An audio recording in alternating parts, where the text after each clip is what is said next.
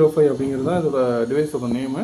அதை செலக்ட் பண்ணிட்டோம் அப்படின்னா இதில் வந்து கனெக்ட் ஆகிடும். கனெக்ட் ஆகிட்டு இதில் வந்து என்ன எவ்வளோ வோல்டேஜ் வந்து சார்ஜ் ஆகிட்டு இருக்குது அவ்வளோ டீட்டெயில் ஃபுல்லாக அனுப்பிச்சிட்டே இருக்கும். சார்ஜர் வந்து ஆஃப் கண்டிஷனில் இருக்குது. 6.21 வோல்டேஜ் வந்து இதில் இருக்குது. பேட்டரி லெவல் வந்து ஃபுல்லாக இருக்குது, 100% இருக்குது அப்படிங்கிறதுலாம் நம்ம அனுப்பிக்கிட்டே இருக்குது. ஓகே, இப்போ இதை வந்து நம்ம சார்ஜர் ஆன் பண்ணுறோம் அப்படின்னா, இப்போ இதுதான் வந்து சார்ஜர். இப்போ இது வந்து சார்ஜர் வந்து நம்ம ஆன் பண்ணிட்டோம் அப்படின்னா இங்கேருந்து பவர் வந்து நமக்கு ட்ரான்ஸ்மிட் ஆக ஆரம்பிச்சிடும். ஓகேங்களா, இது பார்த்தீங்கன்னா தெரியும். இங்கே ஆஃப் பண்ணிட்டோம் அப்படின்னா இப்போ இதுக்கு வந்து கனெக்ஷன் இருக்காது.